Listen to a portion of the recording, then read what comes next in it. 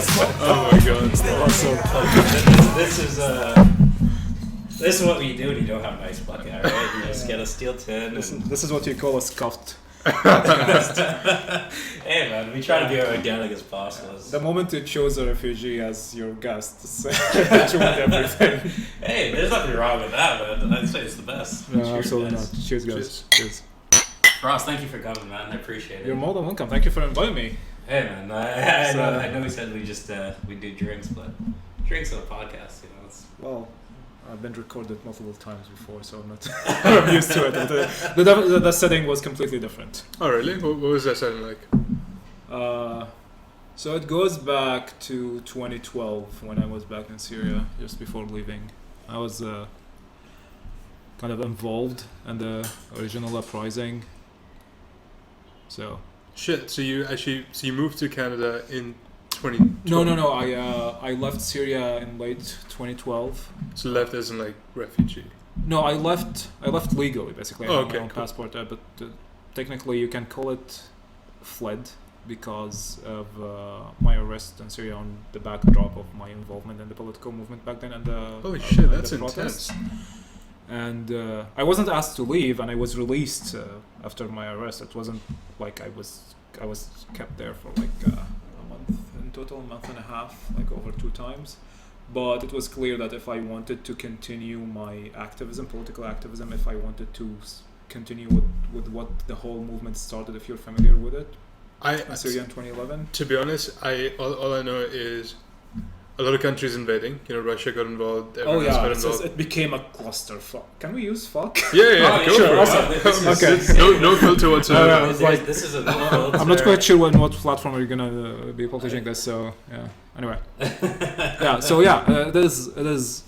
Syria is a textbook of what not to do in the setting of Fucking right. international relationships, because there are so many conflicting narratives. But one thing for sure is that the Syrian government, even from before the 2011 events, the uprising, it's a dictatorship. Like Syria had a president, the first, or like, I grew up in a country where we only knew one president, and it was like Assad, the father. Yeah. And then suddenly in 2012, after he died, the son came into power, which is the current president. Yeah. So it's like literally inherited the system, and the was dictatorship continues.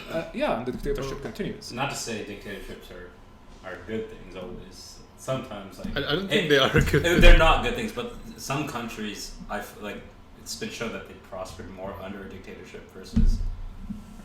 I'm not saying it's a good thing. I'm not saying dictatorship. How close Interesting. are we talking about China now? Like not prosper, but like some would say like More safe? yeah, more safe when Saddam was in power. So here's the thing. Versus now. Like, Okay, here's the like thing. the whole And clusterfuck in my humble experience, I wasn't alive. I was actually alive back then, but I was an infant. In 1984, 85, there was some sort of an armed uprising in Syria. right. And basically, what the regime did back then is that the regime bombarded a city in Syria, it's called Hama, and over 2 or 3 weeks, almost 40,000 people Right. were killed. I mean, the numbers are. I mean, there is no consensus over what's the accurate number, but it was technically a massacre that no one outside of Syria basically technically heard about, more or less. And afterwards, there was some kind of a silent deal between the Syrian regime, the authority that rules, and the secret service, and the political elites or the economical elites, or the it's a very complicated environment in there, but it was like you'll have safety, complete safety, as long as you abide by what that single party rule, and Right. it's going to be the dictatorship, but you will live your life happily. And I'm the first one to say, like, all of my years living in Syria since I was born until 2012, it's a very safe place, but as long as you do not criticize the ruling power. Once you start criticizing, that's a Right. very different story, Right. because you're threatening the whole system that was in place for very, very long, and there are different dynamics of interests and whatnot.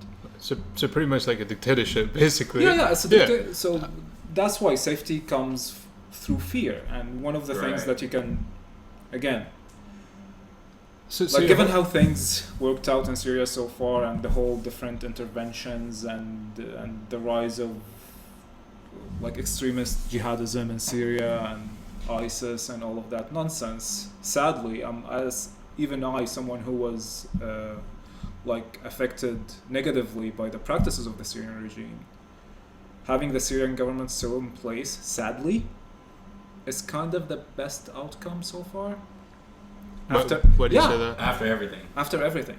Why Because do you beyond, after late 2012, 2013, when there were so many forces involved into Syria, like jihadists were coming through Turkey, through the borders, Because this whole money thing, was coming from the Gulf, and even the original grassroots movement that started protesting, what the Syrian government did was to target the educated people who were organizing the grassroots movement, targeting them as either killing, kidnapping, persecuting, and eventually either killing them, keeping them in jail, killing them, executing them, or basically pushing them out of the country. So what ended up happening, this leadership more or less of the moderates and more, I would like saying educated is a little bit, comes a little bit condescending, but people who can guide a political movement and not leave it to the hive mentality, the horde mentality. Because when the protest movement starts with poor people, with people who need some change but they don't know how to achieve it, more or less. And that's exactly what happened when all these young men who were more educated were persecuted. This protest movement kept going, but there was no guidance. And then in 2011, late 2011, the regime, again, as in the disguise of a political gesture to release some of the political prisoners who were imprisoned in Syria, the people who released, who has been in prison for years and years, they were radical Islamists, knowingly releasing them into a community that is originally a Muslim community, and these Islamists, they hate the regime. So basically what ends up happening, these men with big black beards, they went to these communities who have no leadership, and they are going through an uprising, and they're being oppressed, their children are being killed. Like, there were atrocities that happened at the beginning. And you can't just influence them, right? Yeah, and they told them, look, we hit these people who are killing you, follow us, and we're gonna fuck them up. And it trickled down, because at a certain point there was a huge movement of defection from the Syrian army. Soldiers were defecting. And you would think that, okay, that's natural, there is no like influence that's happening from the outside, but as soon as the whole armed movement took like this Islamist, jihadist form, and money is being coming from outside of the country, from the Gulf states, and each state, like Qatar, has an agenda. Saudi Arabia has an agenda. Of course. So it's like at that point, once we get to that point, you're risking everything. Like a change in the regime will end up with a vacuum, and you have actors. I personally wouldn't want them to be in charge of the country. Right. Whether I like it or not, it kills me to admit this. To say, well. Which is why Assad's son is a better choice than any of these other. Mainly because from the beginning, Assad managed to kill off the good alternative. The alternative that was political, civil opposition. Sure, okay. Like, completely destroyed it from the beginning. And from my knowledge, Western powers tried to empower civil society through multiple means. There is support, like stabilization program that was going on, support of local councils in specific cities and towns, democratization, to try to, I don't know, what do you call it when you try to deflagrate someone who's dead? to get them back to life? That's they were resurrect trying. them? Like shocking them. Yeah, they were trying to revive the. But that is I was going to say resurrect. I'm like, is that it? Yeah. Again. No. So they were trying to revive this second option, and there were people who believed in it, and I believed in it for a very, very long period of time. But I have way too many questions on this. Go ahead. So I'm gonna, because I have no knowledge on this. Like, you know, when 2012 all this happened, I was like, what, like 18? or something. So I remember sitting in Vancouver Airport when I was in grade. I think this would have been grade 8 or 9. Actually, no, 2012. I would be going to university. But I remember sitting in the airport one day, and it was like, the idea that the civil war in Syria is coming to an end. Yeah, when was that? This must have been 2018, 2017? No. This is like, I can't remember. I must have been. I remember I was in Vancouver. I was coming back from BC, and this would have been 2008. There was no civil war back then, 2008. It started, like, the armed conflict started in 2012, early 2012. No, okay. I was coming back from Dominican Republic, grade 12, end of grade 12, so it'd be 2013. And I don't know why. It was very, very far from ending like that. That was the rise of ISIS. I don't know what. Like it was like the initial like media report. You know how like George Bush after 9/11 was like, oh, this war was a success after 2 months. Oh god. But it continued on for still. Yeah, we can talk about that, like, because Syria, the whole thing in Syria is was deeply affected with what the US did in Iraq. Well, they're the ones whole that region. You know what? Let's actually talk ISIS. about that, because that was my first question, because I don't understand the history of it at all. Like back when I was 18, 2012, I got told, okay, this was happening, but my whole impression of this to this day, and I'm sure that's going to change, that's because I thought ISIS just fucking invaded Syria. Or that's how it went.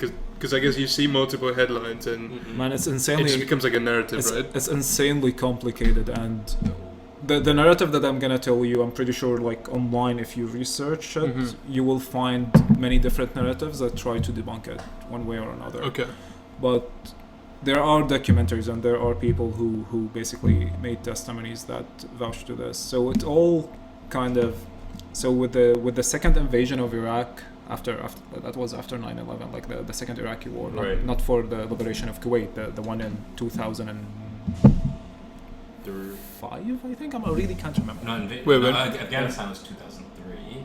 And then Iraq was invaded 2005. 2005, around there. When was? Okay. So with that invasion, with the main purpose is to topple the regime, which again, huge mistake. But what the US did is that the ruling party in Iraq was called Al-Ba'ath Party, and one of the policies that the US did after toppling the regime, taking control of Iraq, was this idea of de-Baathism. So it's similar. It's not that similar to what they did in Germany after World War II with the complete obliteration of the Reich. De-Baathism was literally every single person, every single government employee who was associated with Al-Ba'ath Party is set aside. Like all of these people, hundreds of thousands of people who were not necessarily by choice part of the party, because in these countries, in Syria or Iraq, I was basically conscripted into Al-Ba'ath Party in Syria when I was 14 at school. Shit. They made me sign a piece of paper, and you're now one of us. One of us.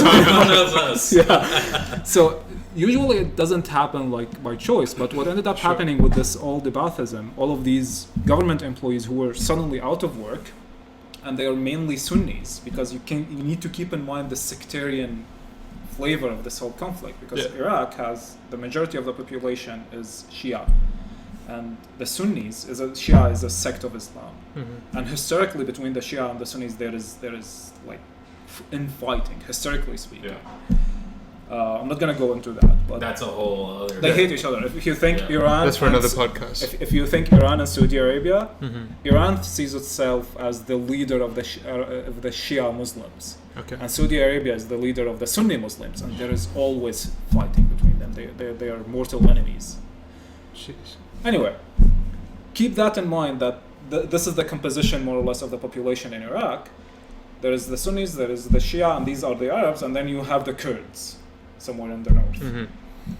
And with this de-Baathism, a huge portion of the Sunni population would found themselves on the sidelines, disenfranchised. They don't have an income, they don't have any kind of support, and when the US reinstated a more of a Shia government in Iraq, local government, there were practices that were directly against this population, the Sunni population, and that gave rise to the start of the resistance movement against the American occupation that started from the western province in Iraq, Al-Anbar.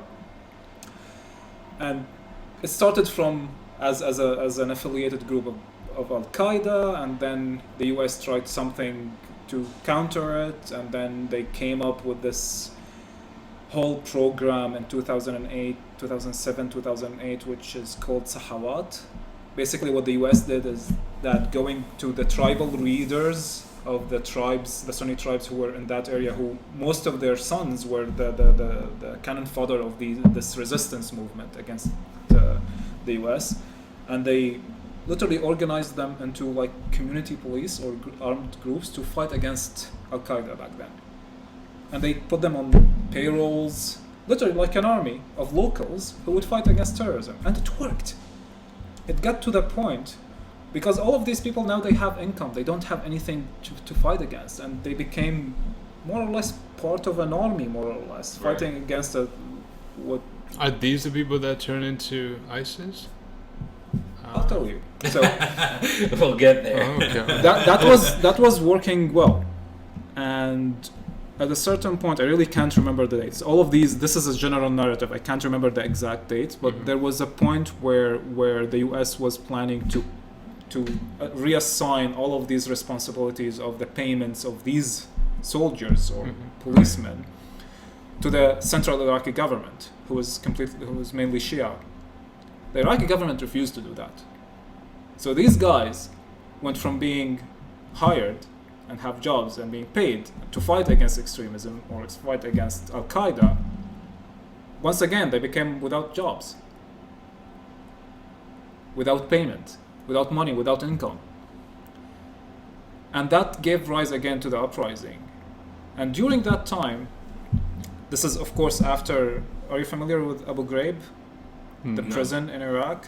There was a huge scandal of that prison because of the torture. Are you talking about the CIA black site that came out in the documents where there was like a large amount? No, that was the Abu Ghraib. I think it was in Baghdad, and it's a prison where they put all of the Iraqi prisoners. Right. And there was like a huge scandal. There were photos taken of U.S. soldiers, the way that they tortured them. They piled them naked upon each other. There was a female U.S. soldier as well, and the photo, it's insane. That was a huge thing. And as a reaction, what the U.S. did afterwards, they created something that's called Kambuko. Kambuko is literally like a big open prison where they brought all of these people from Sunnis and Shia who they think that they are involved with the resistance, involved with Al-Qaeda, involved with any kind of radical Islamism in Iraq, and put them there in that prison and try to de-radicalize them. They bring them specific imams who would try to like give them a more lenient teaching of Islam and whatnot. That was happening. The US tried to do that, but what they didn't know is that within this prison there were people who are being radicalized. Al-Baghdadi, the head of ISIS, was there. Yeah. He was in prison there, and he was one of those imams who were thought to be very lenient or moderate. But he was radicalizing. They were planning this whole thing, this rising of not necessarily the Islamic State, but a resistance. They always coin it in a way we're fighting the American oppression. And this is the dangerous narrative. It's not only about religion, it's also about the victimhood of the West. The imperialists are attacking us. They're killing our children, so we need to find them. So even if people who doesn't have very strong religious belief, more or less to the point where they would sacrifice their lives for religion, there is the narrative that the US invaded Iraq for no reason. They're killing us. Well, in that case, it's never going to be a religious thing, because even if you pile up like a bunch of people who have no religion, right, and you shoot them down and gun them down, eventually everyone is going to have that narrative against someone who's doing that. But be careful when religion is involved, especially as a religion where the teachings of it like makes it mandatory for a person to fight against oppression and give their lives willingly, like the idea of suicide bombing, killing yourself willingly to inflict as much damage, exists there, but exists in the sense of fighting oppression. It's not necessarily fighting infidels or making Christians become Muslims. That's all. Like it's if we want to go through the teaching of Islam and the differences between what ISIS was teaching and what moderate Islam is, which is, how many Muslims are there in the world? 2 million? 2 billion? It's either because I know Christianity at a point was the biggest religion in the world. I think it still is, but my point is that the 99% of Muslims are moderates. Otherwise, 100%. You wouldn't have anyone alive still on planet Earth. You'd have everyone. And I don't understand that argument that a lot of people have online. Right? Yeah. It's like you got 2 billion people, like 1 billion people. Let's just say it's 1 billion people who are Muslims. Yeah. If you have like 0.1% of them who are extremists, and every religion has their share. Every group, not only religion, every group, every ethnic group, any kind of, in our mind as human beings, when we identify ourselves as a group, there is always different types of mentality there. It's not like not that black and white. Of course. And does Syria, like, you know, when you say Shia, Sunnis, and Kurds, Syria is a bit more complicated as well, because Syria has, the majority in Syria are Sunnis. Okay. Arab Sunnis, but then there's Shia, and there's a sect that's called Alawites. So, you said that people in Iran or Iraq, where they were Sunnis? Iraq, okay. Yeah. The US targeted them. Yeah, because they were Sunnis, but because the majority of the Baathists in Iraq were Sunnis. Okay, and then when that uprising happened, is that how it trickled to Syria because of that? No. So as all of this was happening, if you remember, also in 2008, the Syrian government. Mm-hmm. I remember that clearly because I used to go to mosques when I was younger. Not anymore. The Syrian government in Syria had connections with Al Qaeda. There were multiple evidence that Syria, as like the secret service in Syria, secret intelligence, we call it mukhabarat, they were planning, coordinating, and supporting resistance groups, which is Islamist resistance, Al Qaeda, what became afterwards ISIS. Right. But at that point, they were supporting them to destabilize whatever achievements the US would achieve in Iraq, because of the fear that if Iraq was a success for this stupid American plan of toppling a regime and building a democracy, Syria would be next. So Syria was involved in empowering this group in Iraq back in between 2007, 2008 and 9. There were, like, I remember even Colin Powell, who was the foreign secretary of the US, what they call it, foreign minister.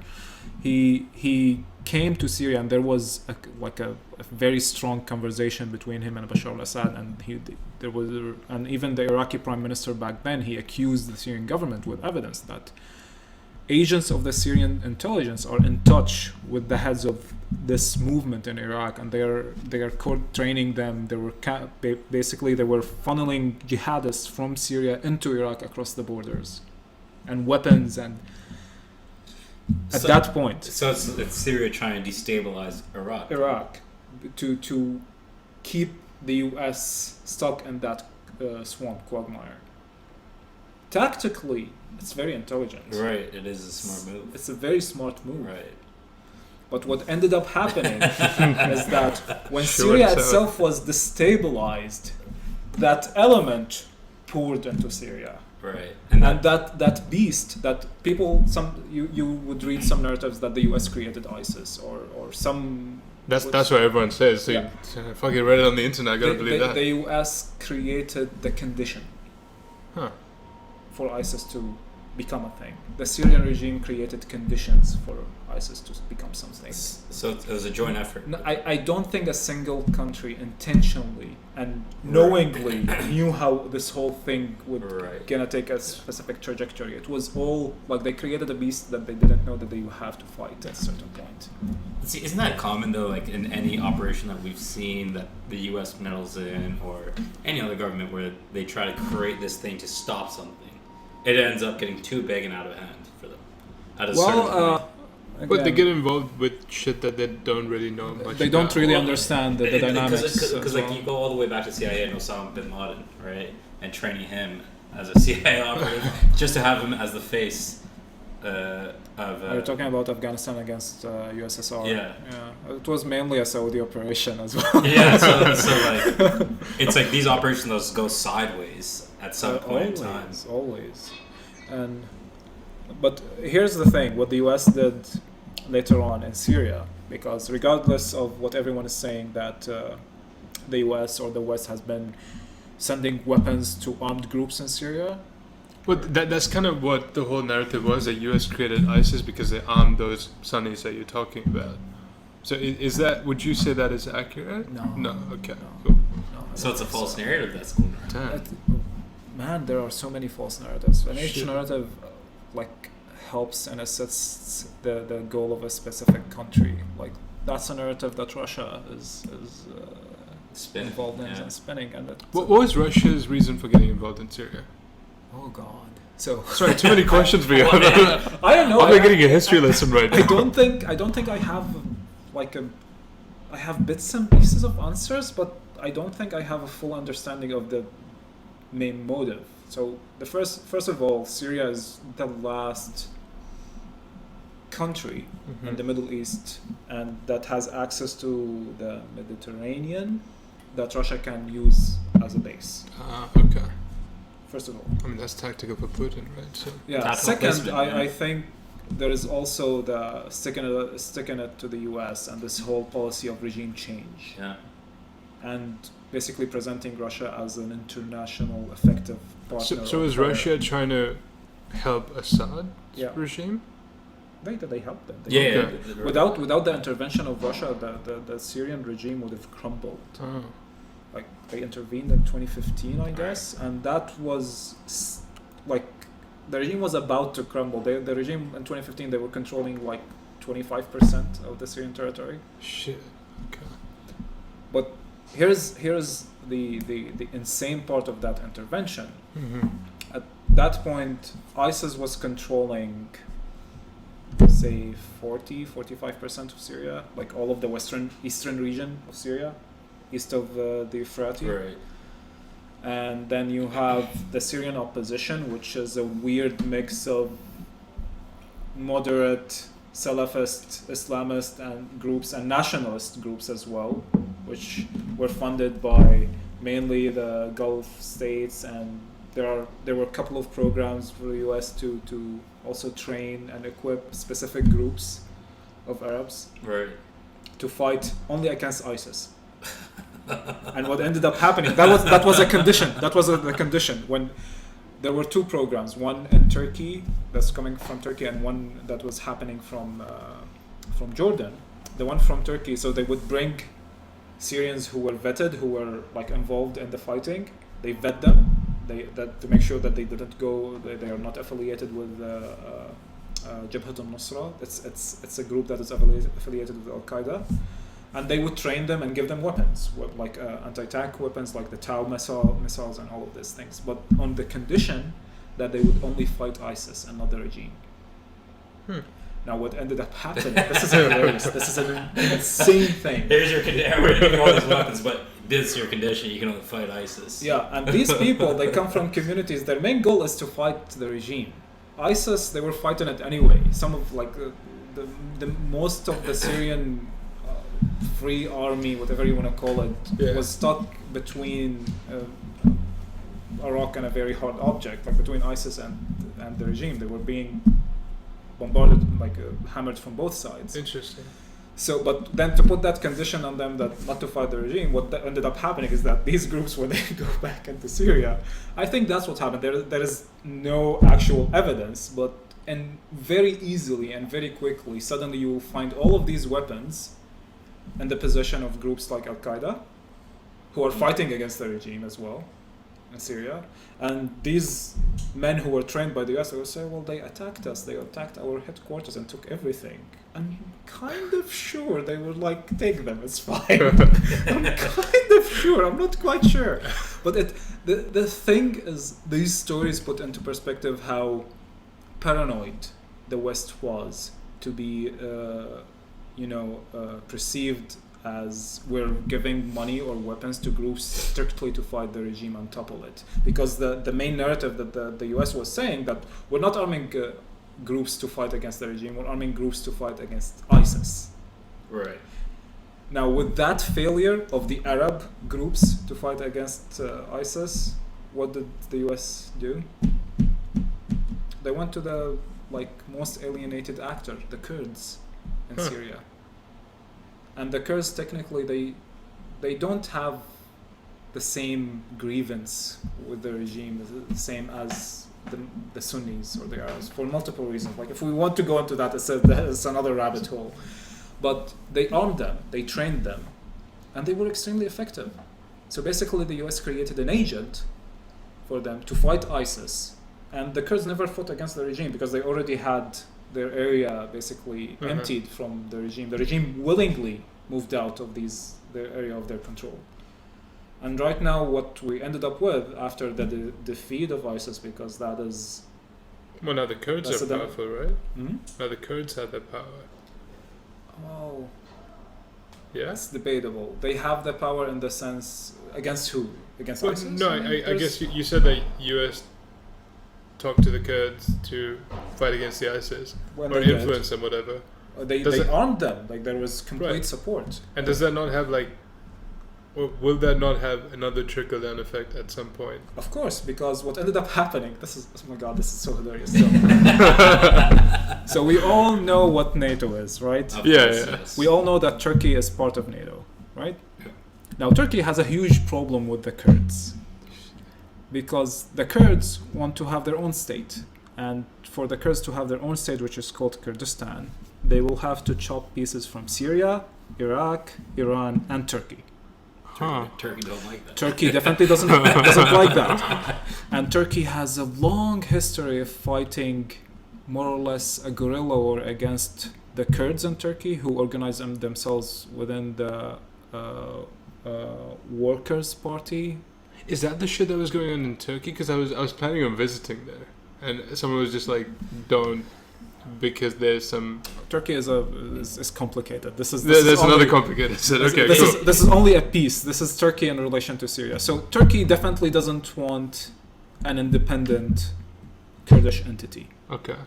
Interesting. So now the US comes in, who's an ally of Turkey, and gives weapons to these Kurds who want their own state, and gives them weapons to fight ISIS. The Kurds do that, but Turkey is not happy about that, because having these weapons means that these Kurds will eventually get their own state. They started talking about, we want autonomy from the central government of Syria. We want to govern our own areas. And that will encourage all of the Kurds around that area, basically in different countries, to follow suit. I mean, in Iraq, already you have an autonomy for Iraqi Kurdistan. Right. So what ended up happening is that Turkey invaded Syria from the north. Oh, for fuck's sake. And now, when Donald Trump announced that the US wants to pull out from Syria, there was an outcry by the Kurds, because they know if US soldiers, no more international soldiers or US soldiers are left in these regions, Turkey will have no problem bombing the fuck out of that region. And on top of that, the Syrian regime wants that region as well. Right. They would never tolerate any piece of Syria to be out of the control of the central government. That was the narrative from the beginning. Now the Kurds are smart. They're extremely pragmatic. Yeah. They started talking with the Russians. But God knows what's going to happen. It's a stalemate now. Everyone is waiting. What do you do? It's like coming from a tactical. So eventually, US is going to get back involved in this, anyways. Why do you think they would be involved anyway? Well, you said they pulled out, they helped the Kurds out. I mean, what was US's original reason to get involved with all that, with Iraq and I get it, oil, right? Is that it? Would you say oil was the reason for US to get involved in Iraq? No, but that's very possible. I mean, it's definitely one of the reasons. Anyone who would disregard that is a complete idiot. But I don't think it's the reason to be involved in Syria. Syria doesn't have that much oil. True. Well, Syria doesn't, but a strategic location. Well, okay, so US posed out. Russia helps with Kurds. Russia was already in there when the US was there. Yeah. And then Russia and US were both fighting basically a proxy war with each other. Yeah. Indirectly. Yeah. And that's what I think is a big thing, is when superpowers, they're not going to go head to head with each other. No. Thank God they don't. Because if they did, it would just be chaos and World War II, the last war of the rich. Exactly, right? So, like, we don't do that. So what do? They go into countries with, unstable countries and indirectly fight each other. Just fuck them up. Right? Anyway, I think there's just too many the sad thing about all of this is that like the people in Iraq, the normal civilians, the people in Syria, on both sides in Syria, people who were oppressed by the regime and people who were like harmed by the opposition, because there are people who were harmed. The Syrian opposition are not angels. Like the whole black and white narrative is completely fucked up. There has been some mistake. There has been crimes. There has been things, but the initial aggression was from the regime. But that's a different story. What I'm trying to say is that Syria became something that is out of the control of the Syrian people once the US and Russia were involved. And now whatever is going to happen there is not a decision by the Syrian government. It's not a decision by the Syrian opposition, if it exists. It doesn't exist anymore. I mean, all of that is left right now with a small patch of land where you have about 3 million civilians stuck there. That is controlled by I mean, the way I hear it is that it was like a failed state long before US got involved. What was a failed state? Like Syria, like the whole shit that's going on over there. Because let's go back to, because we're talking about the whole history of it, right? With the whole dictatorship and it wasn't a failed state. Okay. Before 2011, 2012, it was like a third world state that has its own troubles. There was high level of corruption. It was a dictatorship, but the economy kind of working. People, you wouldn't see Syrian refugees, right? Right, never heard of Syria. People were not running away from Syria.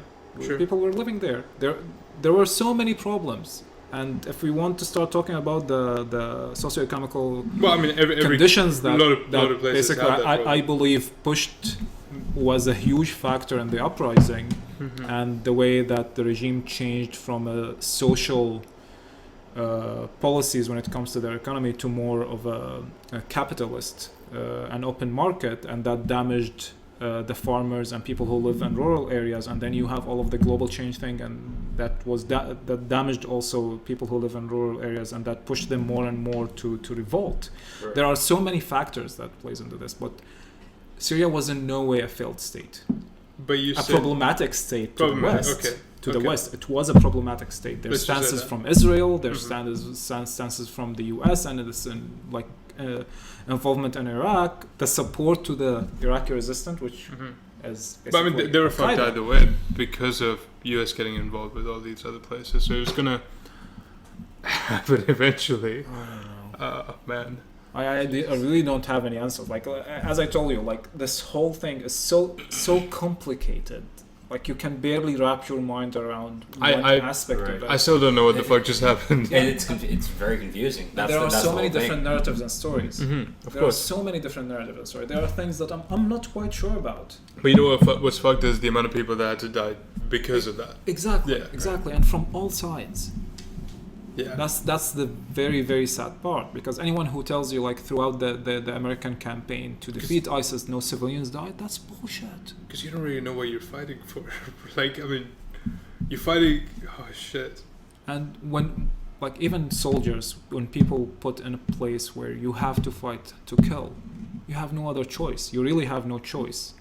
I mean, It's messed up. I have a friend, a very close friend of mine, like from even before the start of the political uprising. We were very, very close friends, and he's extremely smart and a critical thinker. And just before the start of the uprising, he was conscripted in the army, and he's still stuck in the army until now. Jeez. And he was put in situations and positions where he had to fight. When you are in a position, no matter how much you sympathize with the population that was on the other side, but you are ordered, you are forced to go and fight, and the other person on the other end, he's trying to kill you. It's your life or theirs. What do you do? Like this is from the grassroots level. It's very emotional. That is so fun. Like someone who doesn't make $50,000 in a year firing 100K ballistic missile to someone who doesn't even make like 10K, and that's just the whole thing is just so fucked. Like, for fuck's sakes. Well, it makes you feel bad. Military in general, like when the U.S. entered Iraq, you know, like a lot of those infantry soldiers that were just there were just 18, 19-year-old kids that didn't really know what the hell they were there for. They knew 9/11 happened. They thought they were fighting for freedom, but when you're on the ground there, you're like, we're fighting for what? What am I fighting for now? And then it's then it's just like, it's like honestly, this person trying to kill I me. have no idea what kind of doctrine is there in the American army or the Canadian army, but I remember from my time in Syria, we have this military training, and there's we memorize the doctrine, and part of it is that you obey your order, you do what you were ordered, and then you ask questions. You don't ask before you carry out the mission. Yeah. So that's the army. That's how they keep discipline. But still, it's completely fucked up. Like we reached to a level. It's insane. And now that we have some context of all these things happening, your involvement, your whole activism. How long has that been going on? The protests and everything, before you got involved in that? Because you said I got involved like 2 weeks after the start of everything. Shit.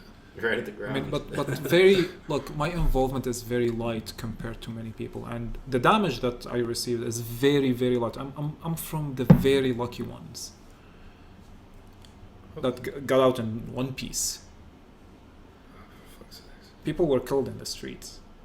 Yeah. In prison, like the level of torture that you would hear about, it's documented. It's insane.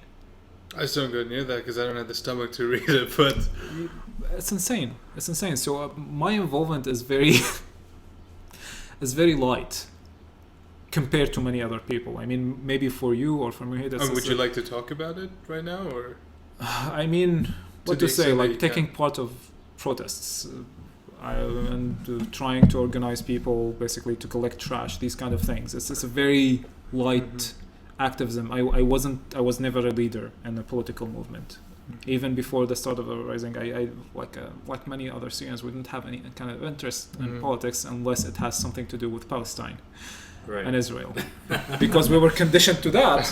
Because the whole system within Syria is based upon, we're gonna get our land. We're gonna defeat Israel.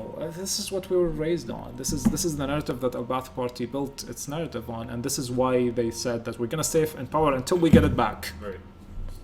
So you were part of the activism.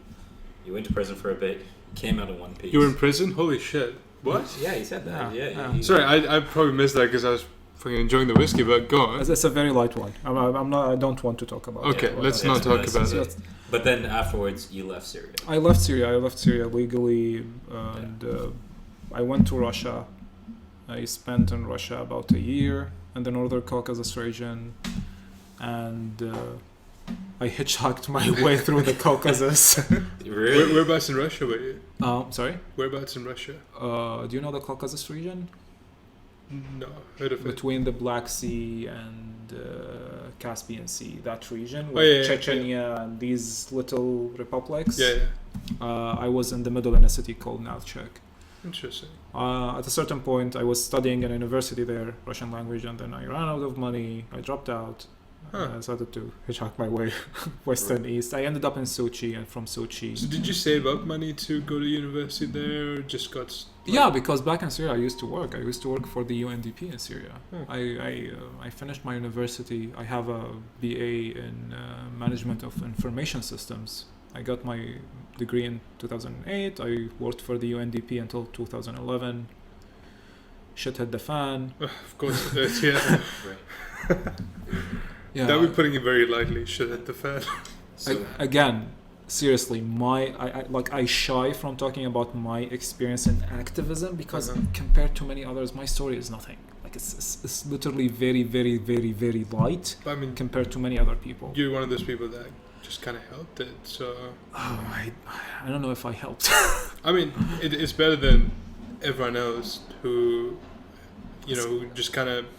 Like at least for us, we just hear the news and we just kind of go, okay, it's just another day. Okay, this is another thing. What would you have been able to do? We can't do anything. That kind of makes you feel so bad. Plus, another problem with the whole narrative is that I don't speak about for everyone else, or at least the way I see it is that every time a friend of mine would join the military or anything like that, it's because US or Canada is a good guy. And well, I guess that's just how really military logics go, really. But that's, to be honest, like this whole thing about the US and the Western imperialist endeavors, and the US being the biggest imperialist power right now, and the UK is bad, and Israel is bad, and all of these. Like, I grew to learn that when you look at any kind of international entity as an entity itself, it's very easy to paint it in one color. It's very easy for me to go, like here, I'm in Toronto, I met many Israelis and Jewish people. And if I would carry out the same narrative that I had from when I was young, where you paint Israel in a single brush, everyone who was there is an occupier, is someone who's taking the land of Palestinians, and they should be defeated. If I wanted to paint it in the same color, it's completely wrong, because again, I'm pretty sure if anyone who's from my part of the region who would hear me saying these things, like traitor. Right. But not everyone is like that. It's just getting to the understanding that every community, every entity, you can't paint it all in single color. I can't paint all of the US as Trumpians. It's not black and white. Yeah, it's a big mess. Right. Like the way I've always characterized like anything when it comes to when there's a lot of things going on at once, people say, "Oh, it's black and white." No, it's not. Black and white is this much, and you've got this much gray area. Exactly. It's more gray area than there's black and white. Yeah, and this is the dangerous part of like identity politics. Sorry. It's very easy to understand and embrace, and you stick with it, and you only see the other. That's it. You're one single color. It's very easy to understand. You're my enemy. That's it. I don't need to understand anything else. Right. And you carry on with it. Oh, jeez. So, you made it all the way to Russia. You went to Sochi. I went to Sochi. I was there just before the Winter Olympics. Oh, nice. And so here's a little bit of history behind that. Originally, ethnically, I come from an ethnic group that emigrated into the Middle East from the Northern Caucasus region. They were living there in the Northern Caucasus region, and in 1864, after 100 years war with the Tsars, they were exiled. They're called Circassians. Right. I wouldn't be surprised if no one heard about these people. Right. But they're the original population who lived in the Caucasus Mountains. So they were exiled into the Ottoman Empire, and what the Ottomans did is that they throw them in different parts of the Middle East and or wherever there was the Ottoman domain was at that point. That's why you find Circassians in Jordan, you find them in Israel and Palestine, you find them in Syria, you find them in the Balkans. And so originally my family is from there, my father is from there. So that was one of the reasons why I went there, is I wanted to see my ancestral homeland, more or less. I mean, if you can put it like that. Okay. And the historical piece that I want to talk about is that place, Sochi, is a site of a massacre. About 1 million people died there during the Exodus, because what the Russia did back then, the Tsars, is that they would bring all of the people in one place and ship them across the sea to the Ottoman Empire, and during the way there was famine, there was hunger, so many people died during that process. So to the Circassian community, this is a site of a massacre. And the fact that Russia was basically holding the Winter Olympics on that site was extremely disrespectful. Let aside that Russia never said that there was anything like this, a massacre. They denied the massacre from ever happening. There's no way that many people died. And they probably still deny. Of course. The only country in the world that I think, I'm not quite sure, that announced that they consider that this is a site of a massacre is Georgia, the country. Right.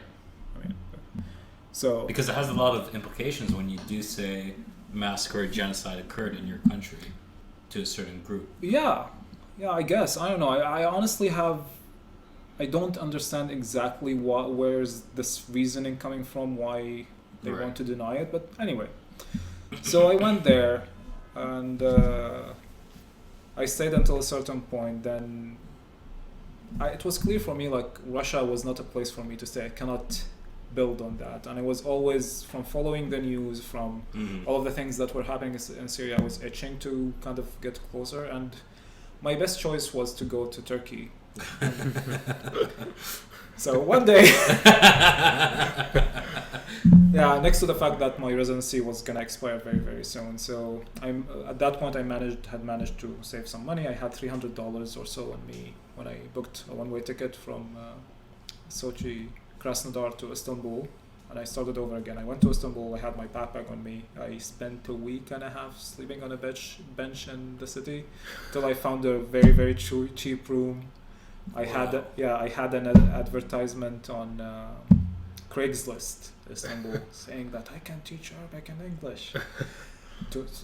I didn't know anyone. I needed to make some living, and I didn't speak Turkish. I had no idea, and even speaking English there is not a big deal. I mean, not many people speak English there. So I started over.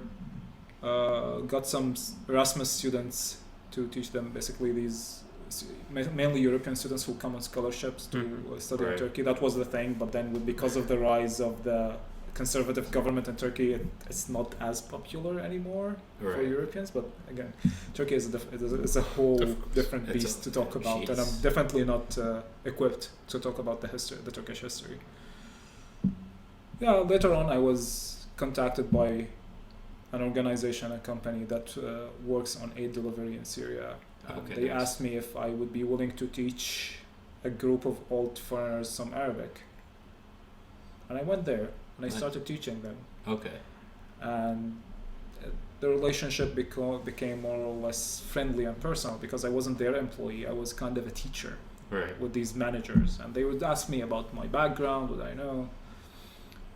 A year and they offered me a position and an admin assistant in one of the projects they were running of aid delivery for refugees, and that's how I started working in this whole sector. I would stick my nose in every 100% pie, and I progressed.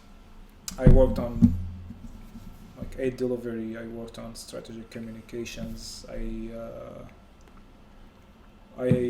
was involved in some work that is related to counter extremist narrative in Syria and Iraq, and I ended my work basically in 2018 when I decided that Turkey was not a place that I could maintain a living there because of that time. During this period, the conservatism was on the rise, and the whole thing with Erdogan and his party and the change of the constitution.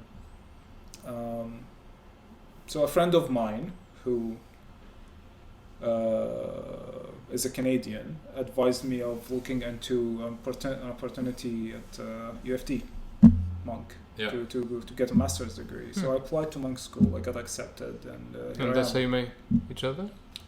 Is that how you guys know each other? Yeah, that is exactly how we know each other. Yeah. Cool. Small world. Holy shit. Yeah, that's how I ended up here. And so was Toronto really you didn't look anywhere else or anything? It was just your friend told you about UFT? Well, there was the choice of going to France, but that was for a different reason. Right. Back then, my partner was French, and we were thinking of that, and but things went in a different direction, and we chose like the best way is to go in different separate paths. And And your partner's here with you as well? No. Okay. At that point, we decided that the most logical thing for both of us is to take different paths because of different reasons. Oh, sorry to hear that. That's fine. That's life, and we're both good. We're still good friends. That's good to know. So it's almost been a year for you now in Toronto. Oh yeah, and it feels like how you finding it? 5 years. Yeah, how are you liking it, man? How are you liking the? How's the winter? Not as cold as it was advertised. Yeah. Well, because you did live in Russia, so that's something else. Yeah, I don't know if you remember. I kept basically saying that's not as cold. I thought it would be colder. I've seen worse. Oh my god. He never looked like, he never went like the full like bundle up or anything. Oh really? Never saw him like I that. honestly genuinely prefer cold weather. Oh really? Yeah, I mean, I don't know. Maybe it's something that you carry on with you if you were raised in a region where it's technically summer for 11 months. Oh, You have for rain in fuck's 1 sake, month. You get bored with it, but Do you know what? Maybe it's a genetic thing. I don't know. I have a high tolerance for cold Right. weather. Like this is very warm to me. This is extremely warm to me. Really? Yeah. I'm fucking for- wearing a jacket right. The best temperature for me would be like 17, 15 degrees I Celsius. won't lie, when I was walking to the subway this morning to work, I was sweating. But I don't know what it is. By the time I was getting to the office, I was just dripping in sweat. Yeah. God damn, I was wearing a jacket. God. You know what? I think it's the subway, man. I think just the subway just gets heated, man. it's It's already. just- it's just- Subway's hot. disgusting though. It's disgusting, but it's Yeah. just hot. It's just sweaty. I'm not gonna even sort out. Yeah, I mean, Oh, this is not not bad. optimum. Just wait till mid-July and August. Fuck, The- I'm gonna hide in my apartment, sleeping on the tiles You know- under the air conditioner, and just It- stay home. Honestly, it's not so much the heat; it's just the humidity. Yeah. It's the moisture in the air Well, that really gets you. Here's the thing: it's not like I'm not familiar with the feeling. I lived in freaking Istanbul, and it's, Yeah. it's literally like it become during July there would be 2 weeks or August of severe. It's a heat wave. Like you cannot even breathe. Jeez. It's insane. Right. And I was here in August. I arrived here on 14th of August Right. last year, so I got a taste of what humidity looks like. I mean, it's not that bad. Again, it's not as bad as it is in the Middle East, for example. Right. But to me, it is bad. Right. This is not what I expected. Right. Move me up north a little bit more. So, what's been your favorite parts about like moving here? And what's been your least favorite? What's the spectrum like? To be honest, I still haven't experienced what I would think would be my favorite part. So I'm Just a big bunch of on. negatives so far. No. It's not, no, I said I still haven't experienced it because Okay. I know what I want. One of the biggest dreams of mine, even before coming to Canada, when I knew like I got accepted, this is something that I'm gonna do as soon as I would have like a month of a break where I can have freedom. I want to go hiking. Oh yeah, I knew you're a big hiker. Camping, actually. hiking, Yeah, like yeah. this is Yeah. something that I really Honestly, enjoy. mate, if you I get go a off time, trail, yeah. and this is my thing. Like I have this whole survival kit. Have you been to Alberta? That's no. Yeah, Like I've You know- never been to any other place in Canada except for Toronto and Niagara Falls, Niagara Falls. Okay. Niagara Falls, and a little bit of Bruce Trail. Honestly, not gonna Okay, lie. yeah, Not gonna lie. Niagara Bruce Falls is kind Peninsula. of disappointing. I haven't been to the peninsula. I started the Bruce Trail back in during the winter break, but it was Right. too wet Right. to continue hiking, so I broke it off after a couple of hundred kilometers. Well, if you're looking for hiking, I would highly recommend either Alberta, like go to Banff. Yeah, Banff is right? amazing. Or you just go to BC. Right, BC is just BC and Alberta is just massive. It's gonna happen, but I'm a bit of a scuffed hiker. Yeah. Like I don't do tenting or camping. Like I have Right. my hammock. Are you Right. much of a summer hiker or like a winter? I hike when I was in Russia. I hiked in winter. Okay. It Do you was- know- It was in That's January. crazy. In that case, like Lake Louise, like around Lake Louise and Banff, that's one of the most beautiful places to go to. I'm sure there are Yeah. there are The Rockies amazing or something, places yeah. that I want to go to. It's just I'm planning to do something like by the Right. end of the internship this summer Right. in August. Hopefully I will. The problem is I know it costs money, and at this phase of my life I'm really Yeah. 100%. I've never understood why, when we're here living in Toronto, why I can get a flight to Paris, London, or that's mind-boggling. For cheaper than I can go to fucking Vancouver. Man, that's mind-boggling. It's just ridiculous. It doesn't make any sense. It doesn't. It's like, how is Europe, those budget airlines charging you $80 to go from Paris to fucking Barcelona, when it cost me $500-$600 to go from here to BC? Whoa, that'd be on a cheap day. That's fucking ridiculous. Okay, so today, because I'm planning to go to Montreal end of July. Yeah. Are you taking the train or? So I was like, fuck the bus, because one, I can't. I've done the bus a couple times. I truly want to die in that bus. It sucks. It's horrible. Okay, it is bad. It is bad. Yeah. I looked at the train tickets. The Via Rail there and back would cost me $275, $250, $275. Plane tickets are $215 from Billy Bishop. That's so much better.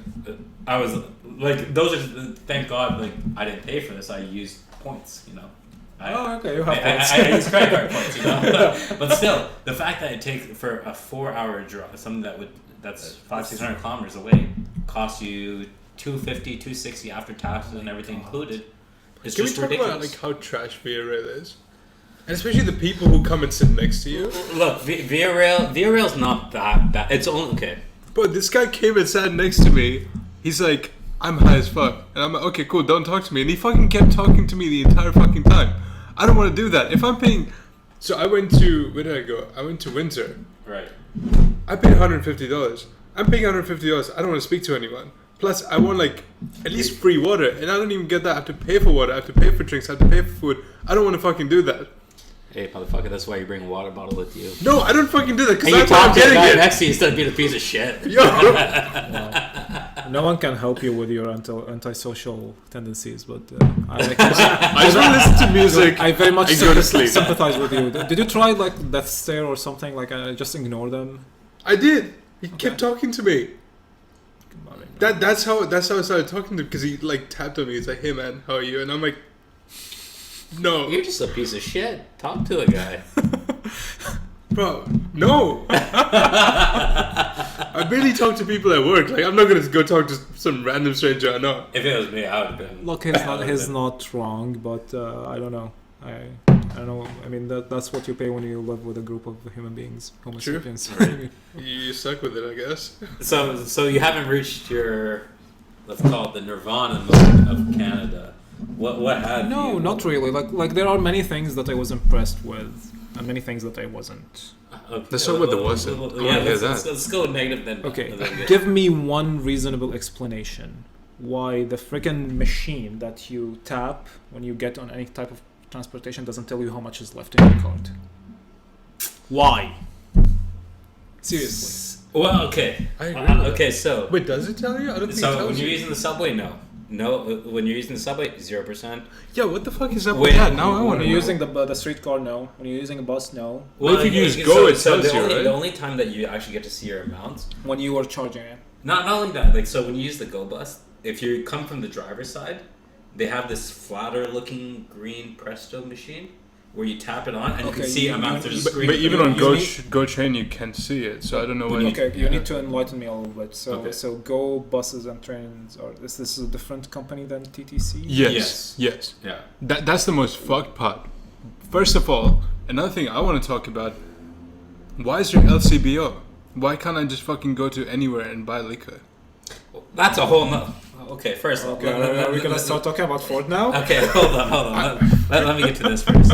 Yes, Go Bus and TTC are completely different. Okay. Go Bus is run by one organization. TTC is run by the province now by the province. Is it? Yes, it is province. I think it's run by the city, fucking Toronto. I think the province is taking control after Doug. Sure. Okay. Well, I'm not 100%, but either way. So, aside from the whole economics of this whole arrangement, it doesn't make any sense, no matter what.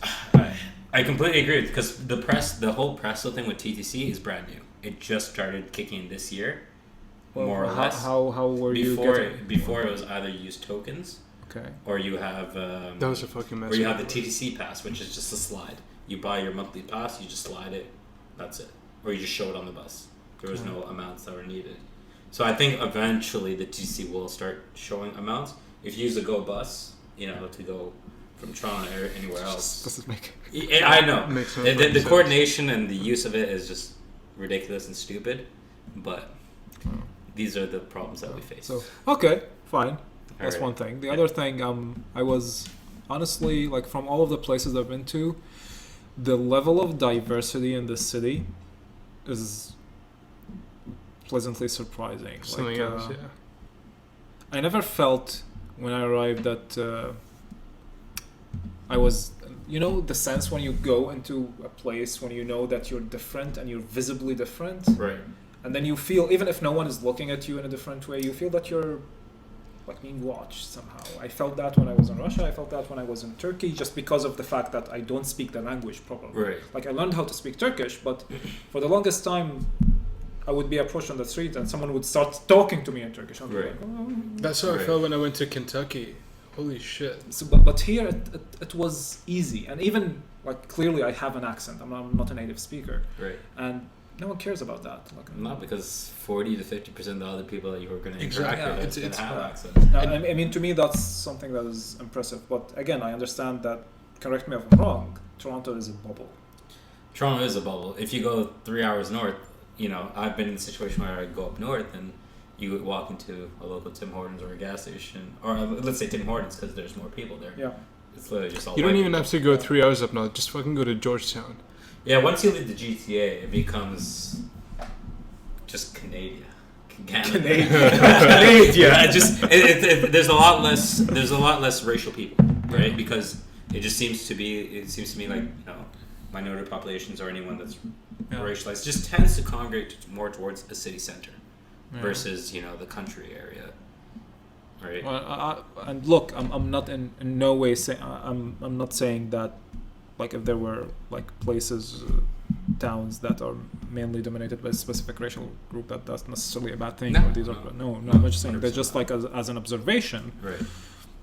I didn't feel as a stranger Right. when I got here. Yeah. And that's what I love about this city. I said it before when last week we had a local Toronto artist here, and I was just saying like Toronto is this very large, call it a mosaic. It's all these different cultures and groups of people that kind of get together all around the city. And they kind of intermingle with each other, but they also have your own little communities. You have like little Italy, little Portugal, little India, Yeah. all these small little things. So you still have that community feel if you're a part of that. Even if you're not part of that, you still feel a part of that community, but it's also very mixed in with each other. Yeah. All the people from all over the world. And Yeah. That's- That was impressive, honestly. But you know what? But another thing is that if you live in Brampton, like I as an Indian man, and him as an Indian man, you probably feel like a majority there. You're not a minority. yeah, you're right to a sense. I personally don't like Brampton. I fucking hate Brampton. Holy shit. It's just Why would you want to live there? it's not because it's dominated by Indians or Pakistanis or anything. It's just more so just the culture that is manifested there is just. I find it negative.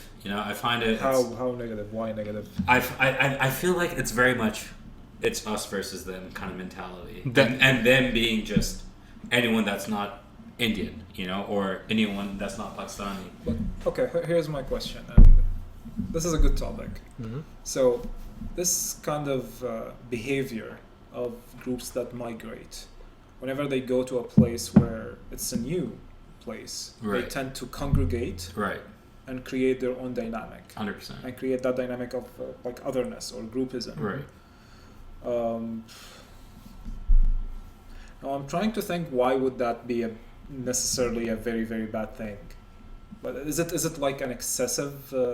It becomes excessive. Awareness, like I in the don't- sense that Do you know what? like they would treat someone who comes in from like a No, one- like one person who would there's come still in. people that are kind. I find that when I want people to still keep their culture when they come here. I still want you to be you. Like Yeah. you should not lose who you are when Yeah. you come to a different country. You should keep that, but you should also be able to intermingle and learn from the culture the country that you're in. So you feel that there is a refusal more or less, It's a almost resistance. But it- you it's know almost what? like it's. I'm not saying that people need to melt into what Canadian culture is and what that is, but it's just to be more open and accepting to the I don't necessarily think that people who live in Brampton don't mingle or mix in with the Canadian culture. I'm thinking older generation. Right, older generation. That's kind of what I'm getting to. What do you mean exactly by Canadian culture? Well, let's just not even bring Canadian culture into this. Let's both of you brought it. Let's talk about. But when we say Canadian culture, let's talk about Indian culture, because I guess that's something that you could probably relate to, or somewhat, or at least like I can somewhat relate to it. The whole issue that I've had with that, and I use this very lightly. If anyone's going to point me out on that, reverse racism is a thing. Oh, it's massive. It's a big thing, and sure, Indians, we got ruled by the Brits for like a couple 100 years, and I whole get the why you would really be against certain people, but to cast everyone aside that okay, this is us and this is you, shit.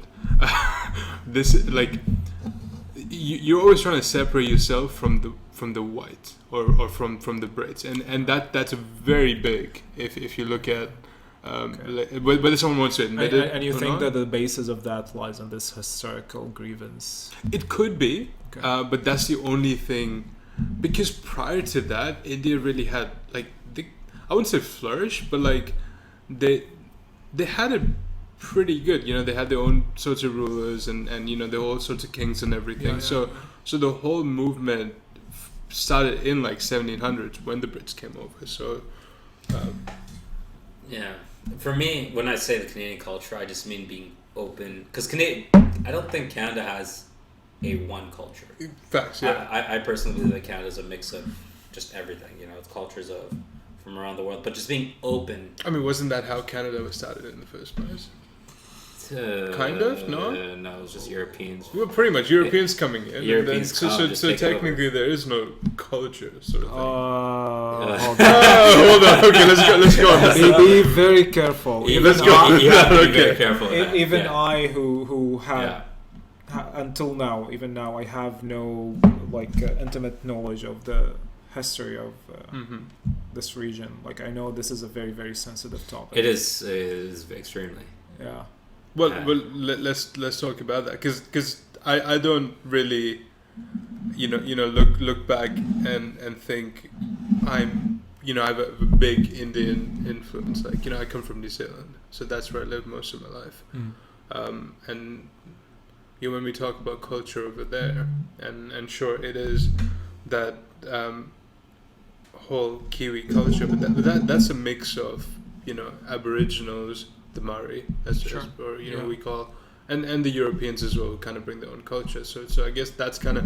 I've only been in Canada a couple of years, maybe less than that. So I really want to know. But with that story comes the story that comes with it, because not every single place is like New Zealand, where it was more or less peaceful. I'm not quite sure if I'm right or wrong, but when you compare that compared to the lot of other places of the world, the practices that happened here in Canada against the First Nation, that the thing that happened in the US, in Australia, you're talking about extermination. Oh, for sure. Of local culture. We're talking about the Indians here, right?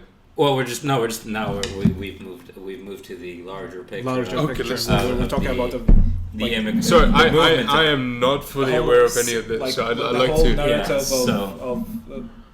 that whole thing with Europe going exploring different parts of the world and coming to a new shore, and there's this land that has no one that can rule it, and even the people who are there, they don't know how to rule themselves, so we're gonna take over. Interesting. Sorry for my ignorance, because anything that I've read has been like, every time you talk about Canada, you talk about the US, and my focus has always been the US, not Canada.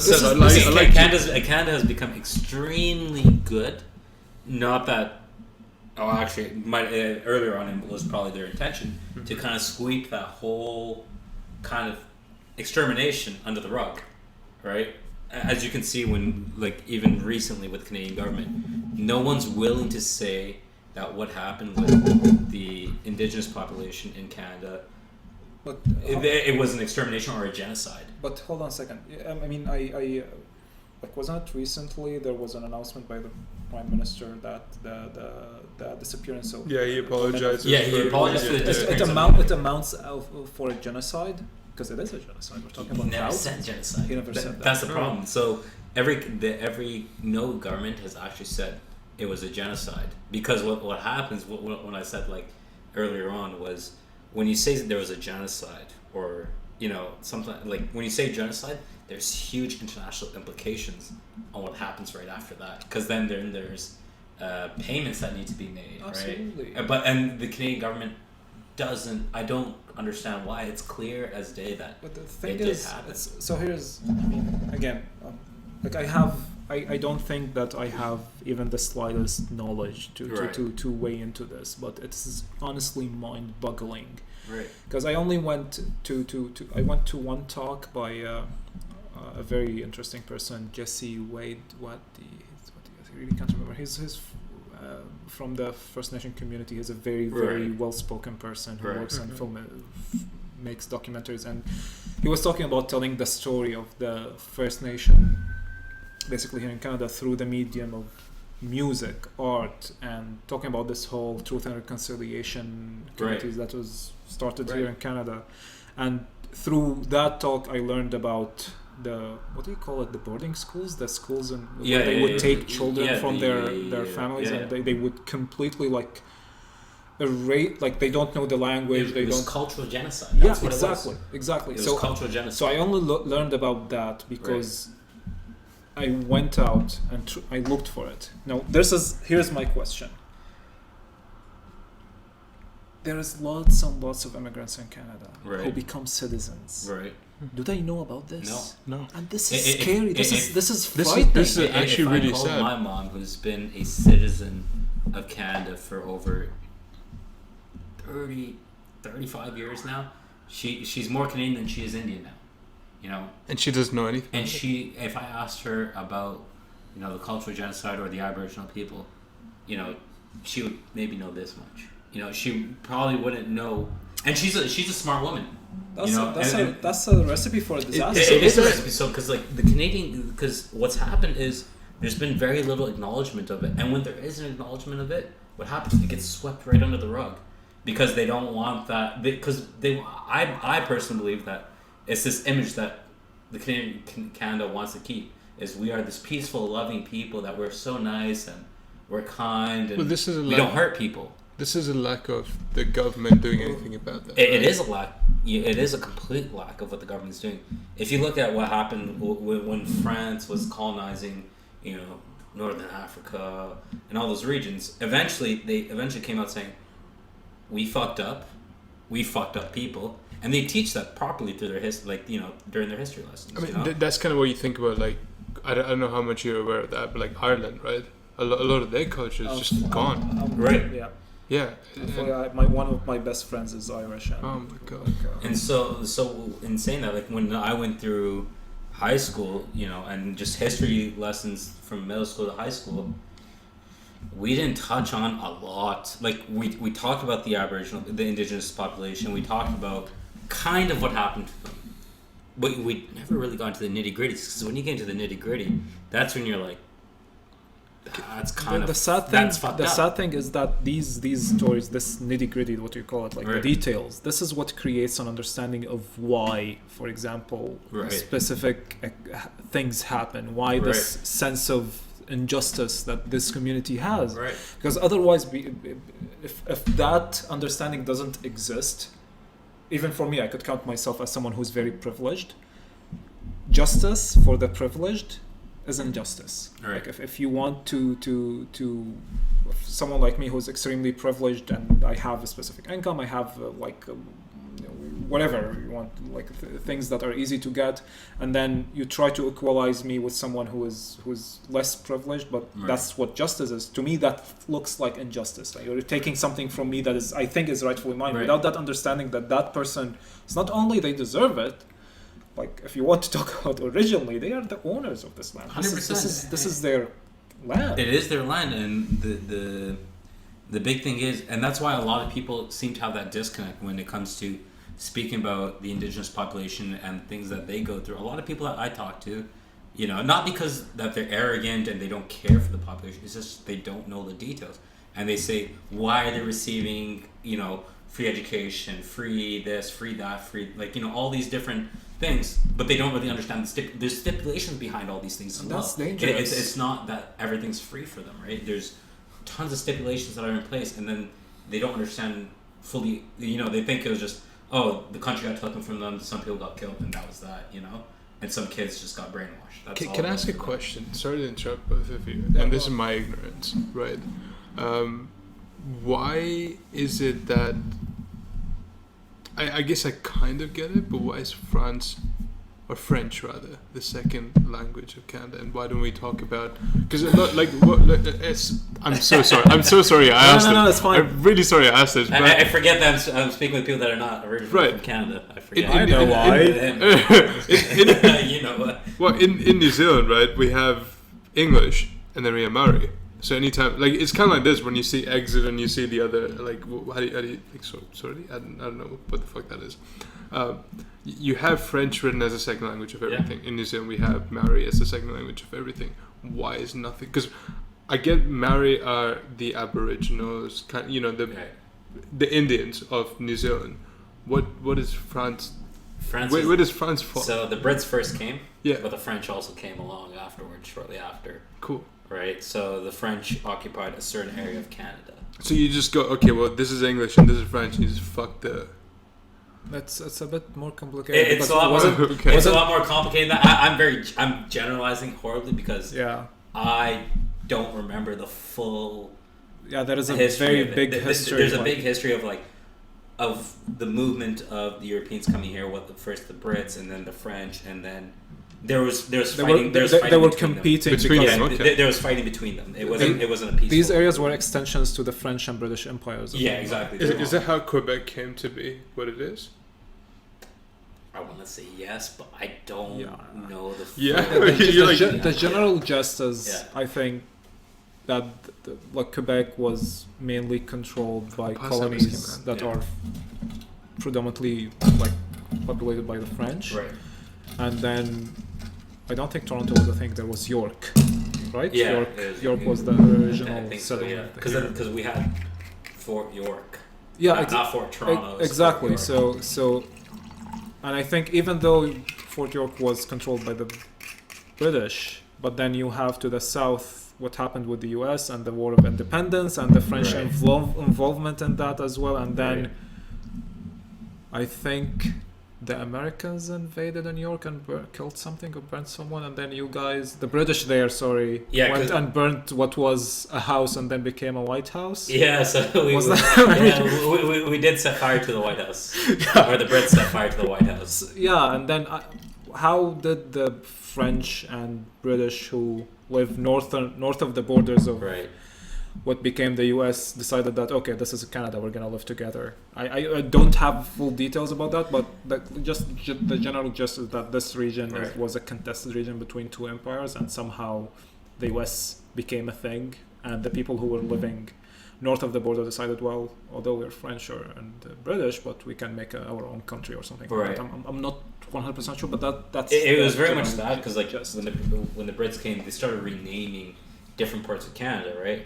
Interesting. Okay. I think I could be very wrong here. I'm going off grade 9 and 10 memory here. It kind of makes sense. Sections called Rupert's Land, you know. Very that's where you have the Union Jack and all these provincial flags, really. Yeah, and the thing is the Americans resisted the British, right? Of course. And there was the uprising against them in the U.S.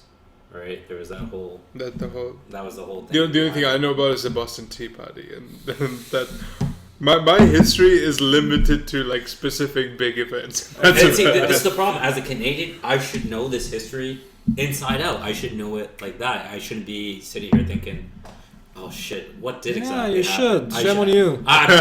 Shame on me, 100%. But the problem is, it's the system that brought us up teaching us this, right? How do you fix that problem for the upcoming generation? Education. It's changing the education system. One, I will say this in Ontario.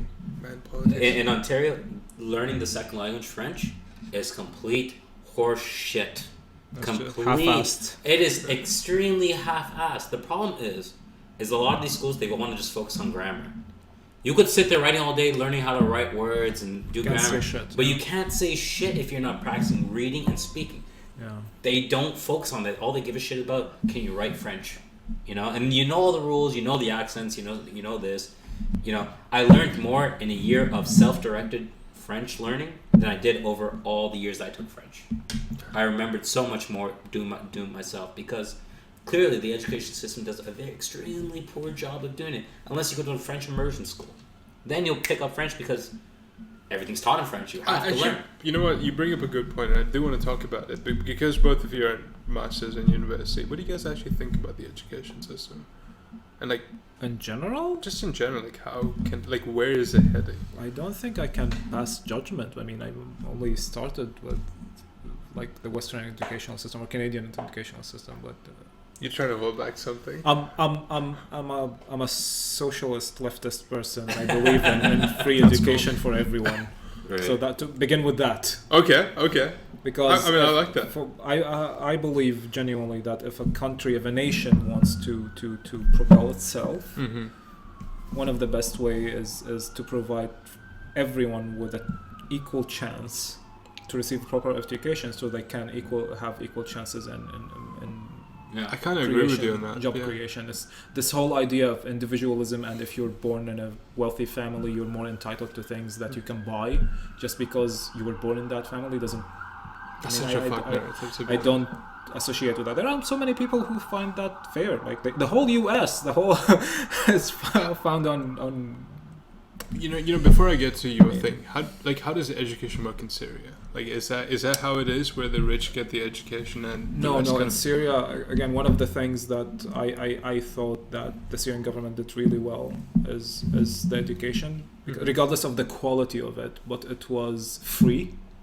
Completely 100% free. That's really good. Till university. When you go into university, you pay very, very small amount of money, but it's free and accessible for everyone. Wow. And it's mandatory for children to go to school until they are at least 16 years old. Regardless of whether you're the Kurd, Sunni, it doesn't matter. Wow. You need to go. Now the quality of the education and what you're educated, the type of the narrative of the history that you're being taught is a completely different story. Okay. But the accessibility of it and the fact that it's not barred behind fees or I don't know, like private institutions, privatization of education, all of these things doesn't exist. So this is one thing that I really believe, like, if you want to properly use, one of the most proper usage of tax money is making education accessible for everyone and paying teachers properly, because these people are responsible of creating a new generation.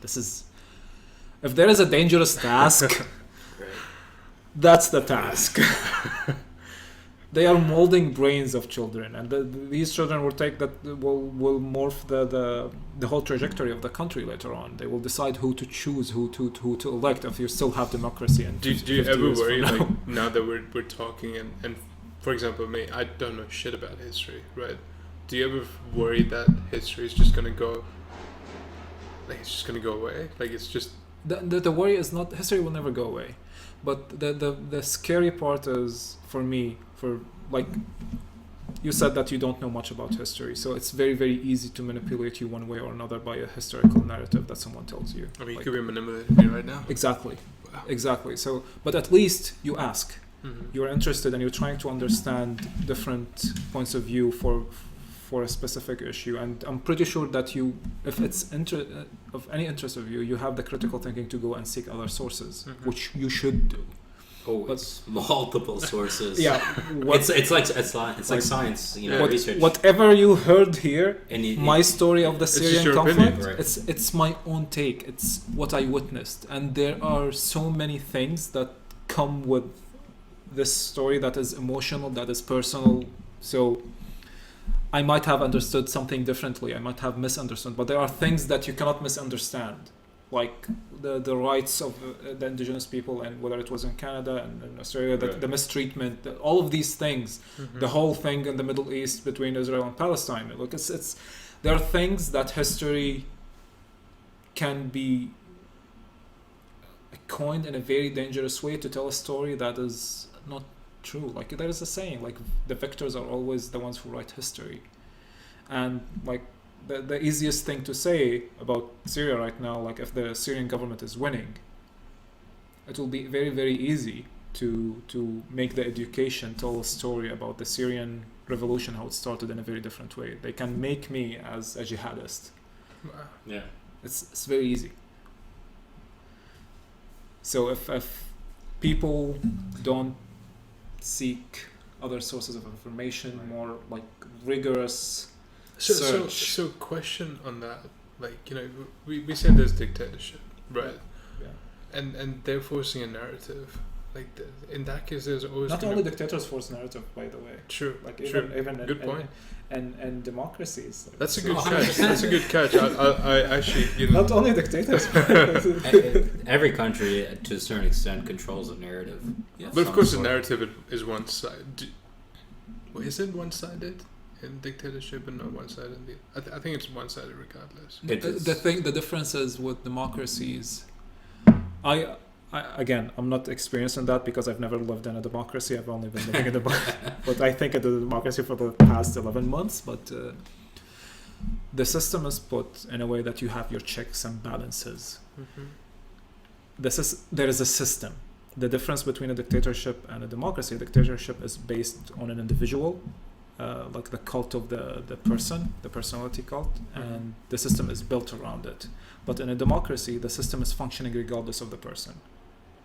So if the head of the state is gone somehow, the system keeps functioning, and the system has checks and balances in different branches of the government to control any kind of like person or an event that would make things go out of hand or make the power of governance being skewed to one side rather than the other. These checks and balances, the voting system and all of these things are what basically they are your safety valves. Okay. They don't exist necessarily in a dictatorship. In a dictatorship, a dictator can do whatever they want and no one can say anything because they have all of the power. Yeah. I mean, the US is a big example. Does that scare you, that the shit that not you went through, but the people that you say who did better than you went through is just going to get wiped out because the dictatorship has a different narrative? It does scare me, but there's also hope because there are people who are trying to document everything. But the idea is trying to reach to the people who live in these communities who are, let's say, being brainwashed with a specific narrative and expose them to the different narrative, to the other side of the story.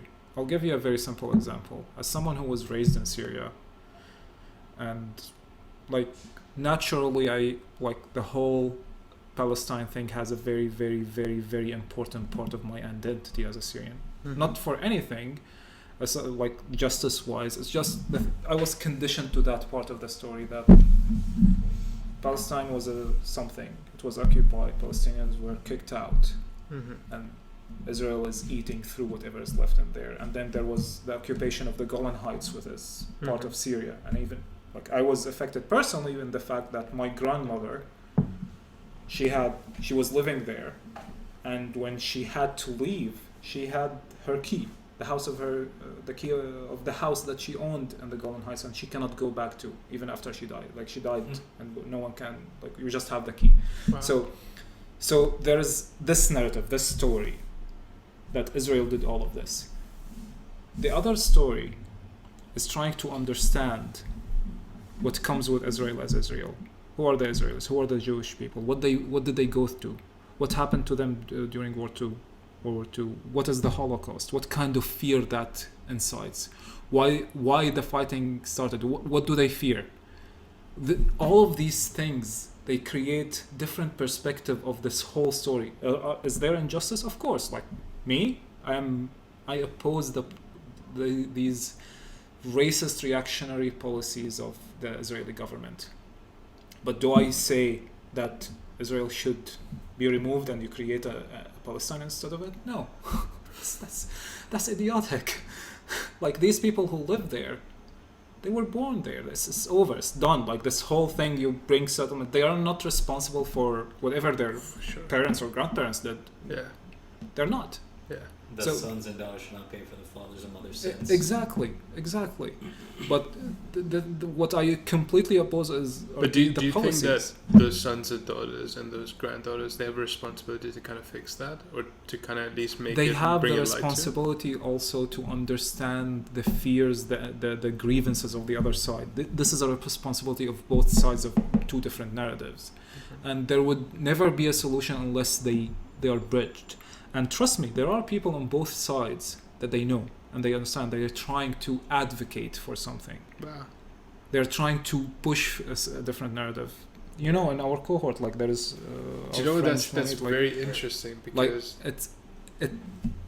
but it's never easy, because the governments, whoever governs, like look at Israel, the Bibi's government, Netanyahu's government. It's very nationalistic, perpetuating the idea that Palestinians are just going to attack us. There is no way that we're going to preserve our peace unless we exterminate Hamas and maintain a specific dominance in the West Bank and basically continue the occupation.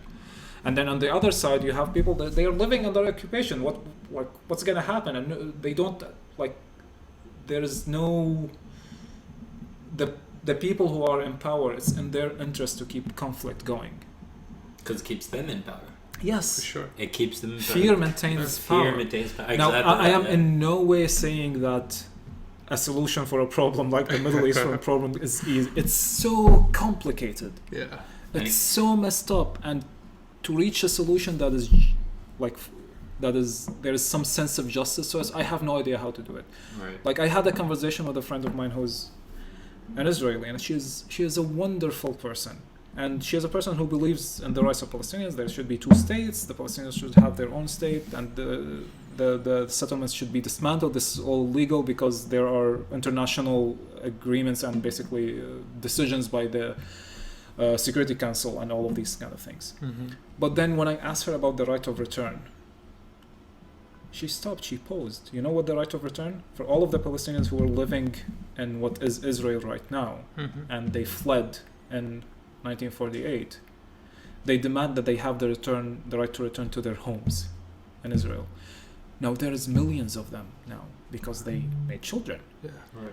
Now that would create a huge shift in the It's a huge migration problem. demographics of what is Israel right now. Yeah. And think about it. Israel, like you're talking about population that was persecuted for so long. Millions upon millions of Jews were killed in the Holocaust. In gas chambers. It's like there's something that's called generational trauma that passes through generation. And they have that fear. So if no one can understand that level of fear and move beyond that, they are trying to make an ethno-state. It goes beyond that. Not everyone is like that. There are different narratives. There are different stories. And without some sort of trust building, it's going to take ages to resolve it. And there are solutions that cannot be solutions. Honestly, it's very complicated. It's just the idea. I don't know where I'm going with this. The thing is, like, I've talked to friends. I have Palestinian friends. I have Israeli friends, and a lot of them are in that middle section where they're like, what the government is doing is not what we agree with. It's, like you said, you can't paint everyone with the same brush. Yeah. Right. And in my personal belief, I don't think there's any possibility, like in a realistic sense, to have a completely fair and equitable resolution.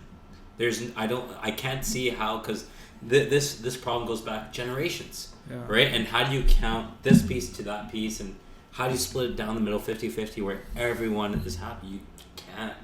But there are the thing is, there are things that, because this is an ongoing issue, it's I really don't want to talk about this because I'm not a Palestinian nor Israeli. Yeah. So I cannot talk for everyone, and I cannot talk for a Jewish person or an Israeli would feel if an influx of Palestinians come 100%. to Israel. And I can't talk for Palestinians who lost all of their they don't have a state, they don't have a functioning identity. Right. The idea of what an identity for both of them is, the identity for Israelis is what the suffering that they went through and their resolve to create a state. That's what they hold dear as an identity. For the Palestinians, what do you think the identity is? The misery that came with their exodus, with them becoming refugees. That's the identity that they hold.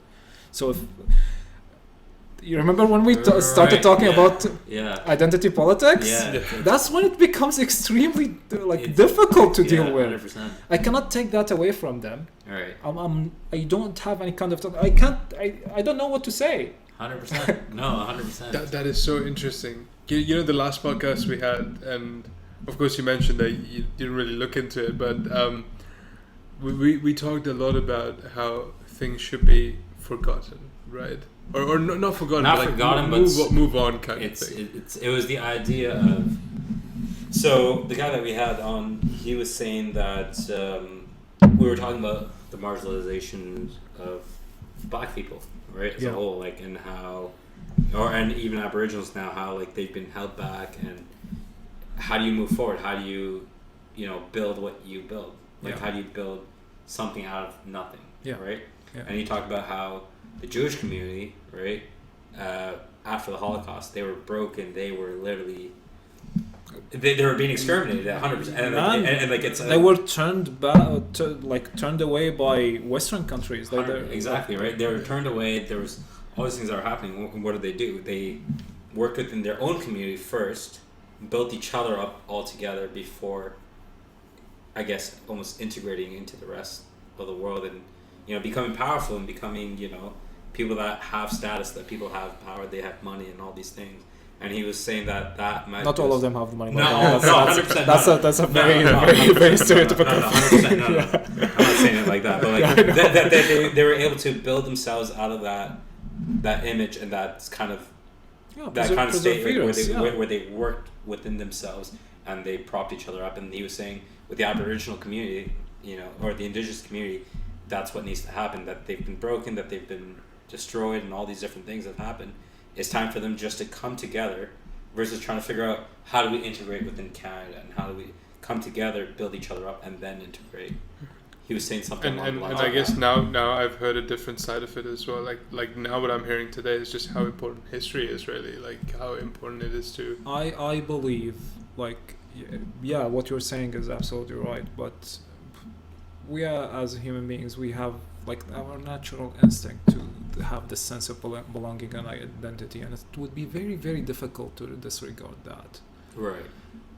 And the idea is to try to utilize it in a way that would empower us in a tolerant way. Right. Like the idea is, again, this is my pro-Palestinian side talking. Right.